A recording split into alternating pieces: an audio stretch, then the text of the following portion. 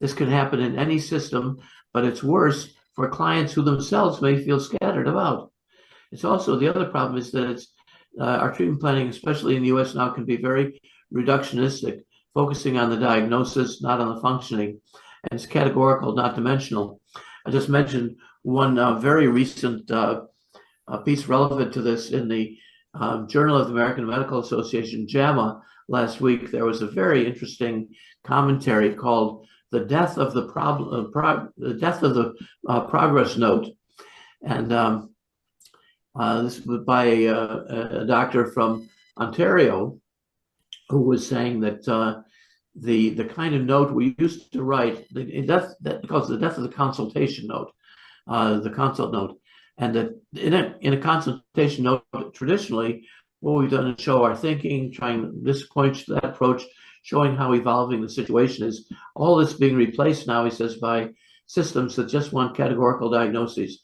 I can send that article called the Death of the Consult Note if you want to see it. Now, what I'll be talking about today is treatment planning versus treatment. We have treatment planning, but we don't discuss it. Whereas in medicine, there have been recently a lot of good pieces about how we move beyond diagnosis to make a plan. Outside of medicine, here's something about how to make a decision in the New York Times. And then I use the term moving treatment planning for several reasons. One is my contention is that the field is stuck. We need to get moving. The second is that we want a language of recovery, not of stasis. That is not a static description, but one of movement and change. And third is we want to get closer to what's emotionally moving.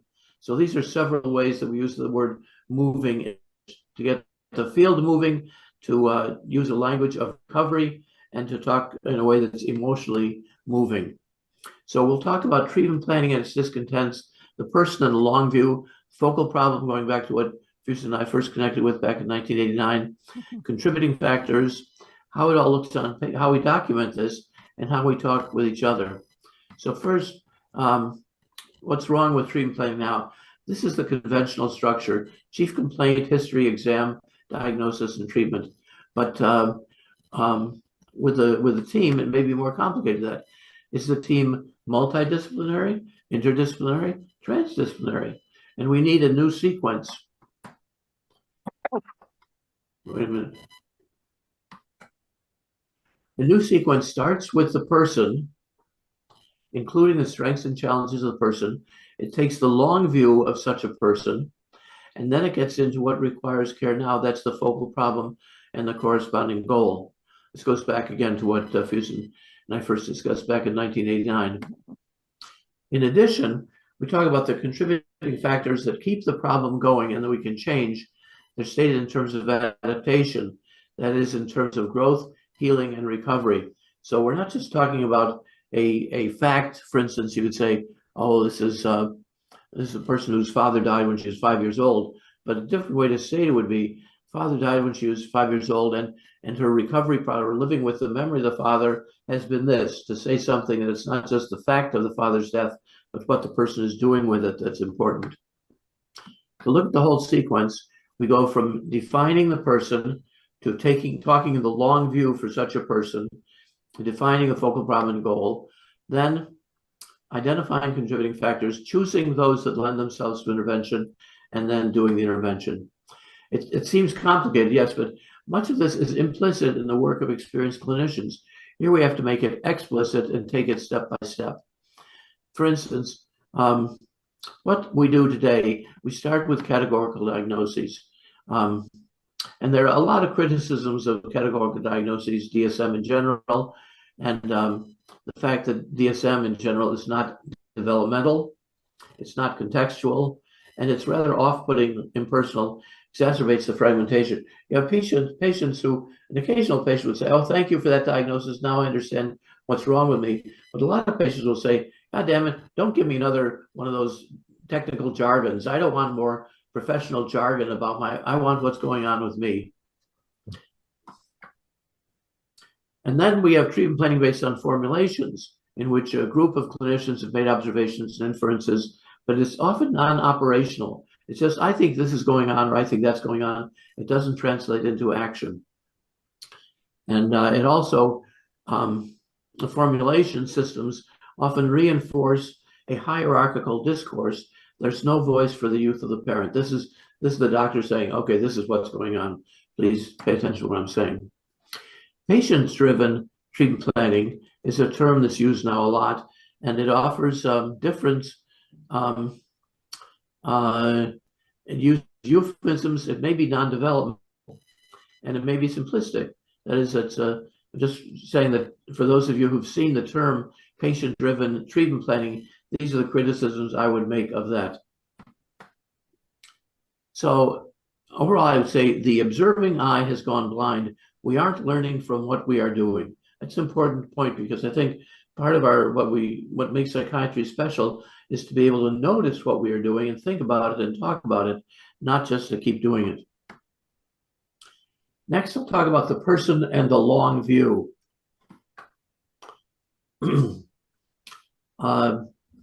The current language often just speaks about static demographics. For instance, a 16-year-old Hispanic American from Boston. But in contrast, well, and then you may also talk about the person, acknowledge some strengths and challenges. For instance, loves to draw and wants to be a vet tech, always socially awkward, needs a freshman, and history of severe upsets.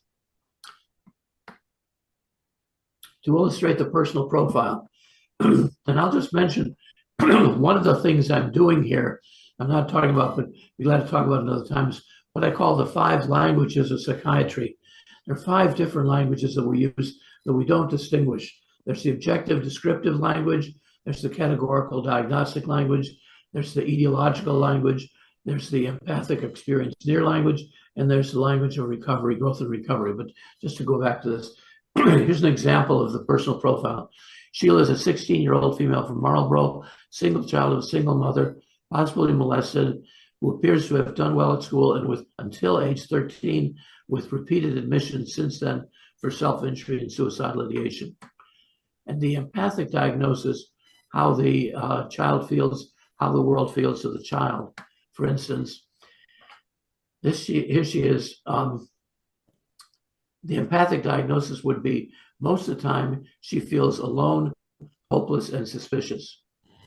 That's just one approach. Obviously, one could make many different approaches to empathic diagnosis. So we're talking about defining the person.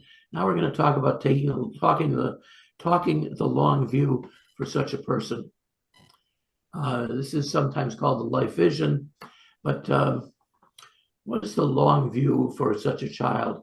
We're talking about stabilization versus recovery. And one of the things that concerns me a lot is when I supervise residents, they're often only focused on fixing the problem that got into the child right in the hospital right now. And stabilizing, they use the word stabilize, it's horrible. Stabilize is just to make the symptoms go away for the moment. It doesn't talk about where is the person in his or her life. What gets in the way is that it's hard to talk about the long view. It involves grieving and adaptation, and of course the pressures we have from insurance companies and administrators to define everything definitively. Here's an image meant to represent the long view. Just to go back, here are some bridges that obviously do not have the long view. They're stopping when you need some help going forward.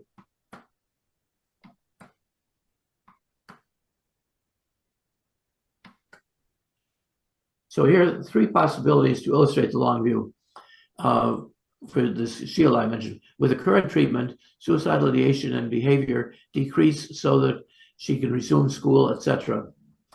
And another possibility for long view is continued suicidal ideation and self-injury warrant longer-term out-of-home care. And the third possibility is serious illness or death. So that's really talking about the long view. Now, what keeps us from talking about the long view? Well, I invent a term here called prognosophobia, which means being afraid of talking about the future. Including, you don't talk about the prognosis. It occurs in some specialties. Either we say we don't know the future, it's painful to talk about, or we don't know how to talk about it. Now, I think that's my sign here that we're, 1 second. Yes, please. You need This was it. to click the button at the bottom of your PowerPoint screen. It's like Yeah. glass of wine. No, not that. This one? On the line above. The line above. You know, just besides the volume symbols. To the left of the volume symbol. Here? No, go to the right. Go to the right. Oh, okay. Okay, up, Over here? up, up, up, up. Yeah, go to the right. Third right. Yeah, one more. One more. Yeah, click that one. Okay, so that's the part that we just did.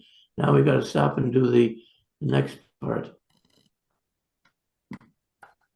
If you go down, scroll down with the arrows, I think you can get where you want. Here's the second part. You want to open another PowerPoint. Okay. Yeah, here we are. Okay, so this is the slideshow. Where was the slideshow? Yeah, that one, the one that you just clicked a minute ago. Go to the right. Right. One more. Yeah, Yes, click okay. that. Yeah, so let's go back to the question of prognosophobia. And this is kind of a joke, but it's also serious. I'm suggesting there's a term we could use in the DSM-6, prognosophobia, meaning a marked fear or anxiety about discussing the future. We avoid these conversations for fear, and the conversations about prognosis make us anxious and fearful.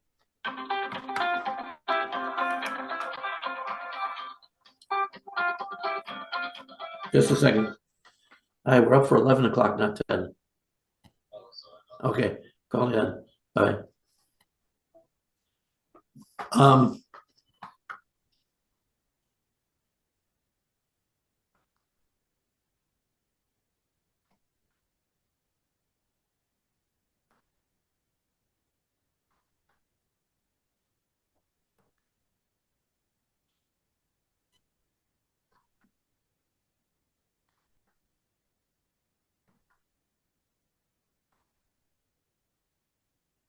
Okay, so now having talked about the long view, now we can talk about defining the focal problem and the goal.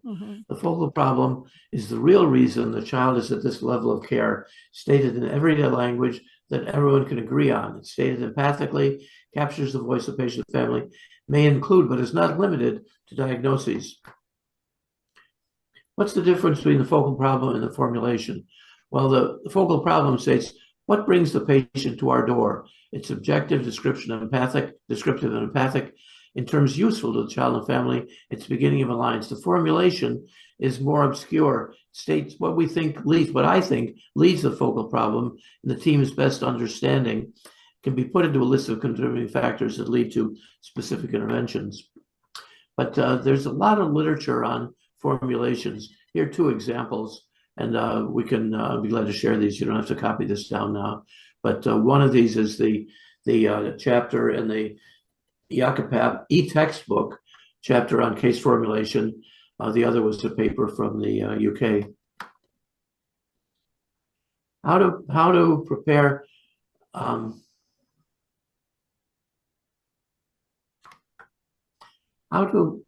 the challenge is how to prescribe the content amid a great diversity of practice, how to get from open-ended brainstorming to an operational plan, how to develop a context, and how to give voice to the youth of the parent, very important, voice to them.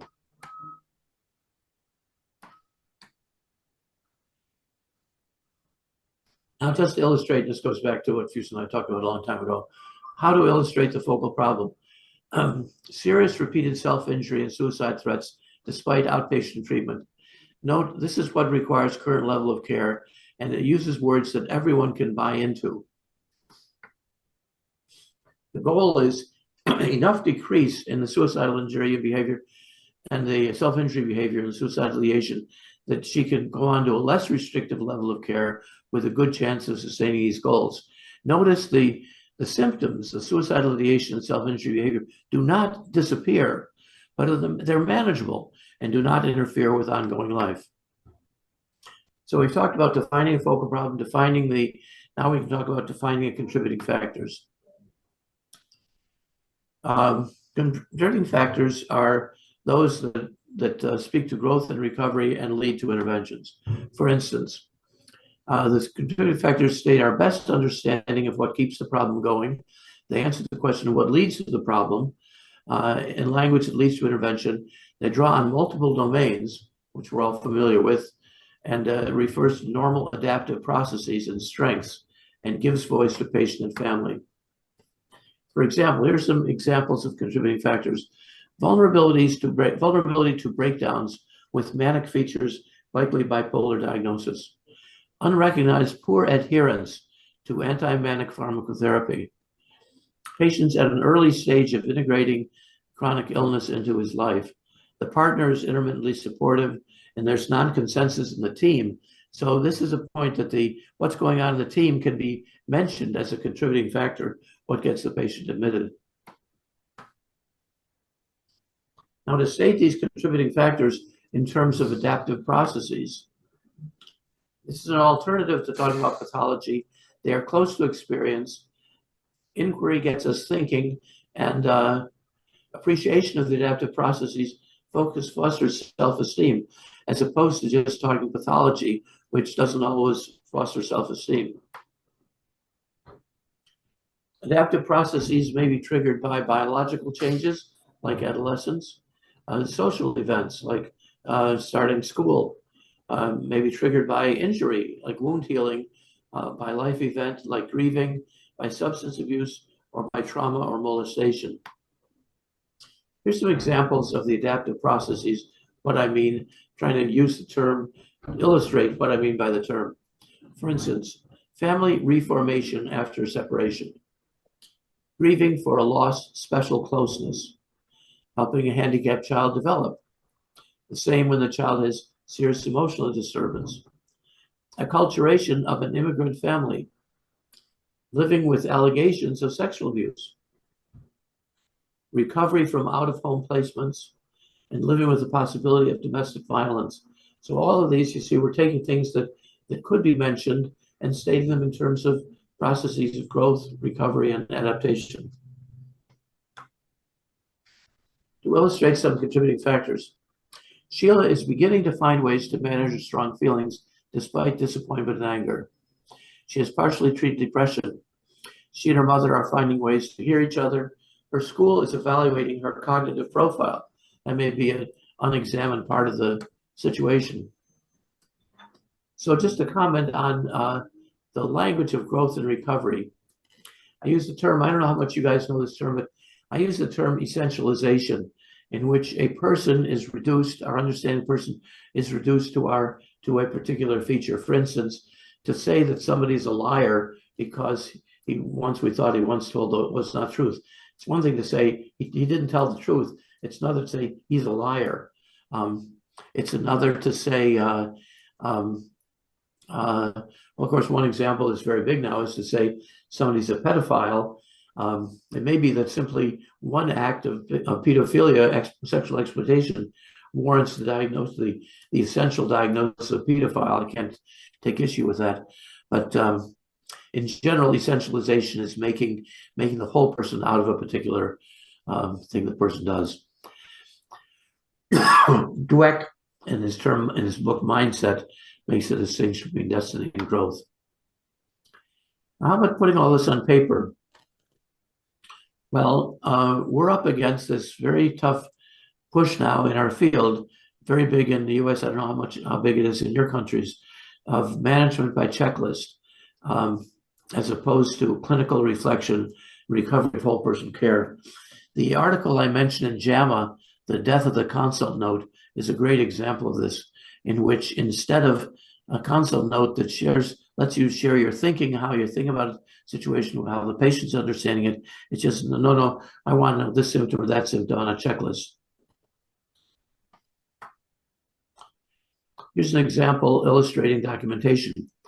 Erin is a 16-year-old girl from Boston, only child, lives with her parents with apparently benign history until the past 18 months when she had a series that's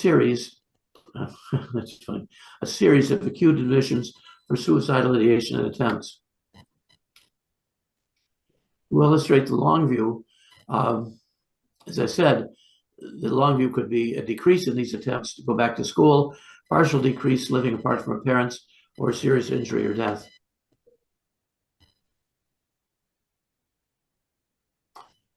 Now, to illustrate documentation, one could say the focal problem is repeated high-risk suicide attempts despite outpatient treatment. The corresponding goal would be to decrease the suicidal risk enough the patient can be out of secure treatment. Notice the patient may still be depressed, may still have self-injury, but is out of secure treatment.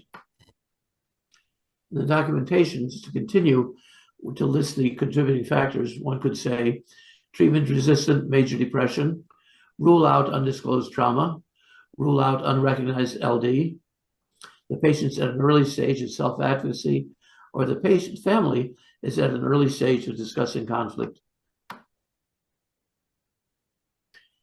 And a late part of this process is how we talk and how we listen to each other.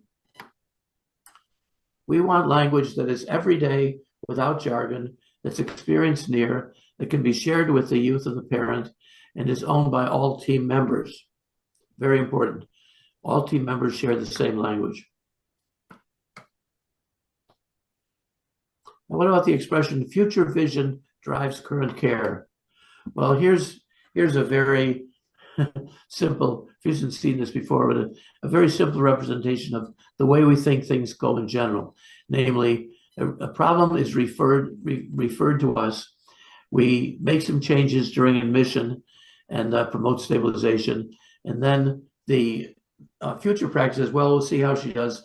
Let's wait on progress during this hospital stay. And I'll tell you, in supervising residents, I often have this view. That is, they're just focusing on what got the patient here and what we're doing, and then we'll see how it goes. In contrast, if we go from the referring problem to a future vision, and we base our current work on that future vision, look what we have. This is a very important figure. I'd be glad to share this. The referring problem gets us to admission, but what determines what we do in admission is the future vision. It's recovery. We're trying to help the patient get to a certain good place. And the more we articulate that, it's a recovery base, specifies the challenges, strengths. That helps us define what to do during the admission. And very important through this process is reaching consensus at each point of the discussion. And this is a grid. You may find this useful or you may not, but this is a grid to track how consensus is developing. The elements of the plan that I've talked about, who is this person, what's a life vision for that person, what's the focal problem goal, what are the contributing factors that can be intervened in, and what are the interventions we're going to do. And then to ask, where is the consensus? Is there consensus in the team? Does the youth buy in? Do the youth agree to this plan? Does the parent or the guardian buy in? Is there an agency that's involved in this? Do they buy into all these definitions? And then what about the treaters in the community who will have the patient after the patient leaves us? Do they buy in? To put this into practice, here are a couple of suggestions. One is the suggestion of the rotating presentation. And I'd be interested to know whether anybody else has had experience with this. The rotating presentation simply means that instead of having one person, usually the doctor, lead the discussion every time, you pass the you rotate this around. So this week I'm presenting as the doctor. Next week we'll have a family therapist, a social worker presenting. Next week we'll have a psychologist who's doing group work with a patient presenting. And this is a way to help each person on each team own the problem in general. That's what I mean by rotating presentation.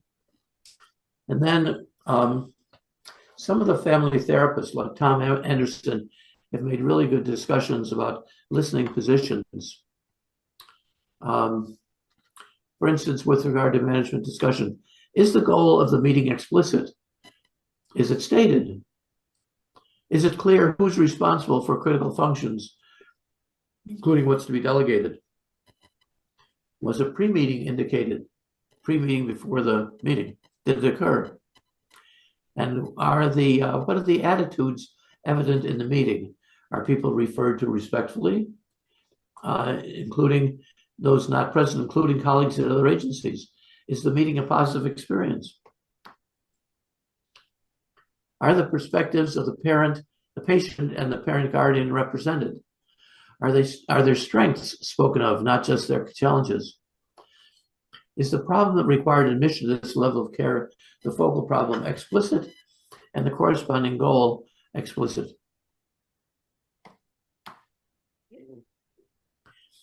Is the short-term post-program vision for the patient explicit? How will the patient be functioning? Where will the patient be living?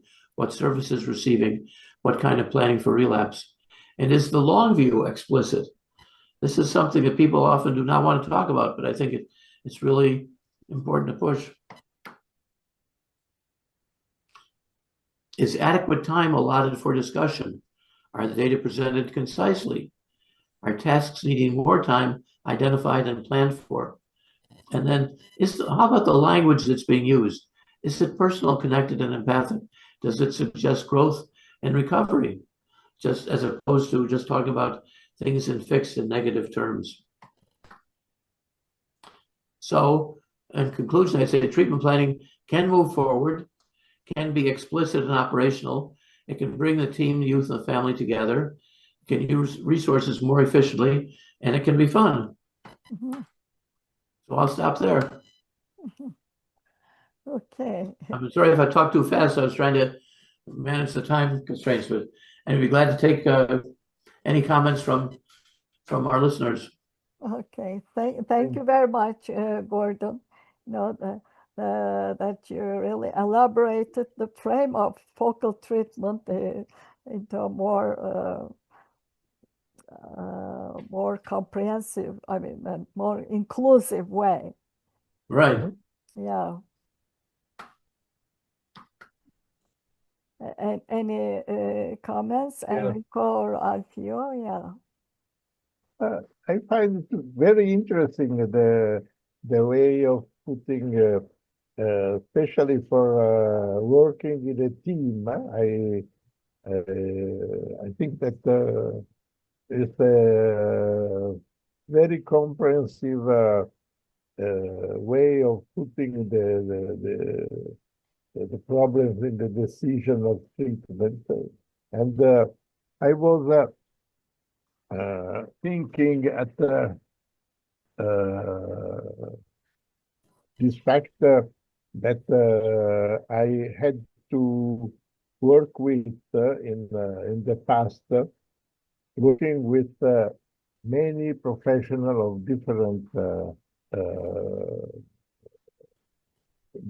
groups of work, from the social management in department of the hospitals and the group in which I worked, that was a psychoanalytically oriented center in Milano, where we worked mainly with psychoanalysts and psychologists, and only one or two psychiatrists. And so we had this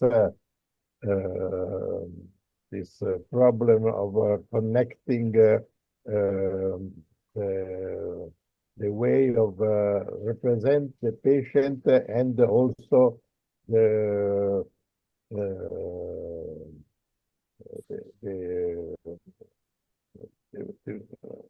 to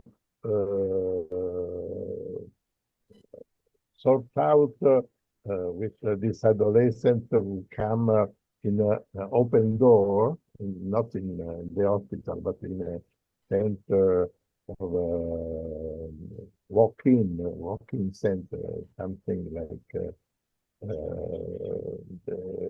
consultation center. So, Right. but we had also very serious psychiatric patient with suicidal attempts, and so was the need to find a way to use our interventions out from a psychiatric diagnosis. So I suggested to use the term of vulnerability and to indicate a different way of the problem presented, and a sort of possibility to discuss in the group the risk in the patient, in connection, as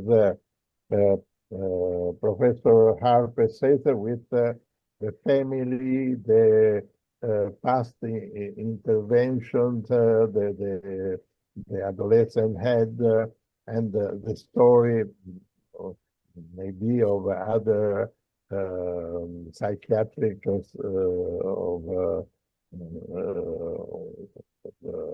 not psychiatric illnesses in the family. So all these risk factors presented in the discussion in the team with as a common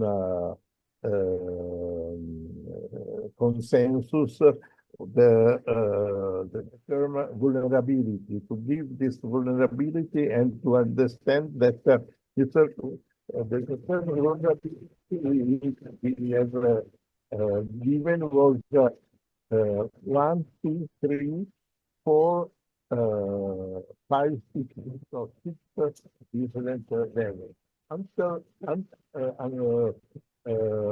We decided as a team that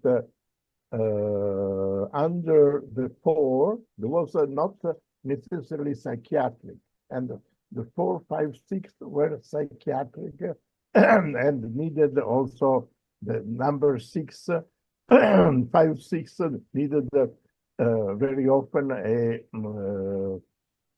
pharmacological treatment, and sometimes also at hospital admission. So there was a different degree, and that worked as a common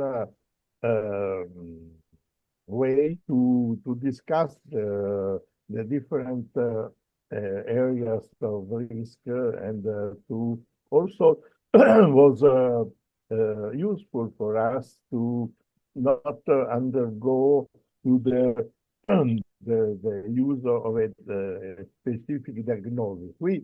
We had also the diagnosis if for some patient, level 5, 6, but for the other we have spoken of turmoil, of something that is connected with adolescence, something more developmental, and that was also in connection with the use of a intervention of brief psychotherapy we used to do in this center. So for this level of vulnerability, we adapted this intervention of brief psychotherapy and tried to see, maybe for some of them, the problem in the time. So with the follow-up in after 6 months, and so it was a psychoanalytically oriented and developmental oriented approach that was very useful for working in a team of different professions. Right. Well, that sounds very good. A way to bring the team together, help them work as a team instead of as individuals. You know, as you as you describe the situation, two things occur to me. One is when the administrators of our system staff the system, they hire this kind of clinician, this kind of doctor, social worker, psychologist, whatever occupational, but they never say this is how you will work together. So they put us in the position, but they don't tell us how to work together. The second thing is, I think even more than that, I think sometimes we feel in these multidisciplinary teams that we're doing well as a doctor, or I'm doing well as a social worker, if I talk in the language specific to my profession. So if I throw in a lot of DSM baloney, then I'm doing well as a psychiatrist. If the social worker talks about family process, she or she's doing well as a social worker, and so on. And I think the system's incentives to get us to talk in ways that don't work with each other need to be recognized. And what you're emphasizing is let's find a way using the analytic tradition to develop a shared language so we can work together. Thank you very much. Yes.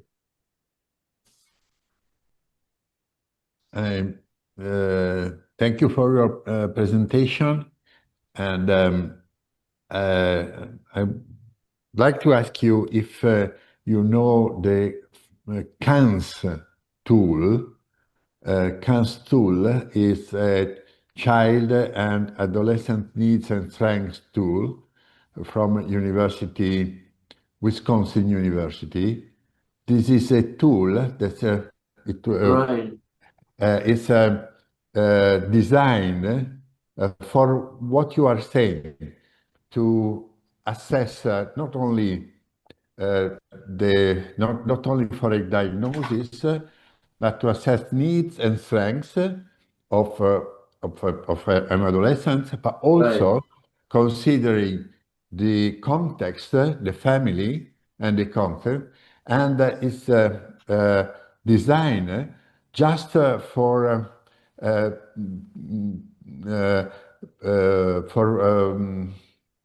favorite the coming together of different professionals, social workers and educators and psychologists and psychiatrists or psychotherapists. And I don't use it, but in Milan, there is also in neuropsychiatric units, it's used by different teams. And I think that this kind of tool, the cancer, is very, I think it can be in the same line of your theoretical and methodological presentation. And well, thank you very much. I appreciate hearing. I'd heard about the CANS, but I've not used it. I will look it up. In fact, I have friends from Wisconsin. I will ask what their experience with is with it too. But it sounds, as you say, exactly trying to do what we're talking about here. So thank you very much. I like your term prognosophobia. Prognosophobia, yeah. Prognosophobia. Right. But you know, I don't know how the system works in United States nowadays, but in Turkey, it changed a lot till the time that I started my residency in child psychiatry.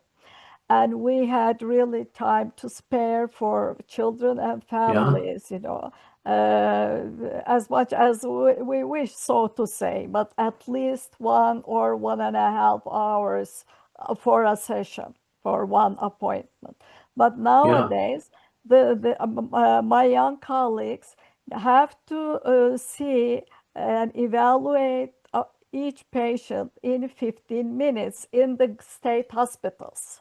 That's what the government did. And we, as the Turkish Association for Child and Adolescent Psychiatry, kind of, you know, struggling with them to expand this. And this is not realistic at all. Right. And so thinking of your term prognosophobia, I was thinking, they can't even think of prognosis of the patient, because the one young doctor Right. has responsible only for that moment of the patient, and she Exactly. cannot know, not even guess, nor even think of how that a child or adolescent will be in 15 days later, sort of. So it's the I was thinking of the insert prognosophobic prognoagnosia sort of thing, in a way, which will be more Prognosagnosia, yeah. suitable for the system in Turkey now. That's nonsense, but and that's why many child psychiatrists now, child adolescent psychiatrists, are preparing to work privately now out of the state hospitals for that reason, Yeah. mainly because it's not really it sounds something really not applicable to evaluate a child and the family in 15 minutes. Sometimes they are asking the families to get 2 appointments next to each other so that they will have half an hour at least to evaluate. It's up to doctors to develop kind of ways to get out of the system for the sake of Yeah. children and families. So Wow. yeah, I just wanted to I share really that. appreciate your summarizing the way things have changed in Turkey, and I really appreciate that a lot. And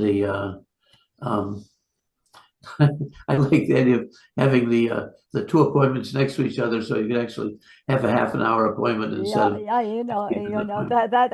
that's a solution my young colleagues created yeah. for the sake of their patients. That's what they're doing. I mean, just The other part about what you present, Füsun, is the way the Turkish Association is pushing back against this. I think that's very good to hear, and I hope you keep us posted as to how that pushback is going. How the efforts by the association to respond. I will, but I don't think, and I don't have much hope that it will change in the recent future, though, Yeah. because of course, of the policies of our government now, Right. it's really difficult to change something. Well, the other part of it, and this is a challenge for people in the younger generation than us, is to figure out how we can do empirical studies showing if you do treatment planning one way or you do another, does it affect outcomes? That's the big question. Does it make a difference to how children are actually functioning after we've done that? I don't know. I'd be interested in anybody else knows. I don't know anybody who's tried to look at that. Look at the form of treatment planning as a variable in outcome studies. Mm-hmm, mm-hmm. Yeah, of course, that will be, It's one thing for us to say, I think this is good. It's another to say evidence shows that it's better, Mm-hmm, mm-hmm. I will communicate your suggestion to the people in the hospitals. I'm not working in the hospital now, but okay. Thank you very much for attending the webinar, Alfio. Okay, well, thanks Thank very you, much. thank you, Gordon. Gordon, thanks a lot indeed for your time, and it's been good to seeing you again. Thank you. Thanks. I Thank you hope very to much. meet with you again in the future webinars too. Will do. Thanks so much. Thank you. Bye-bye. Thank you. Bye-bye. Bye bye. Bye-bye.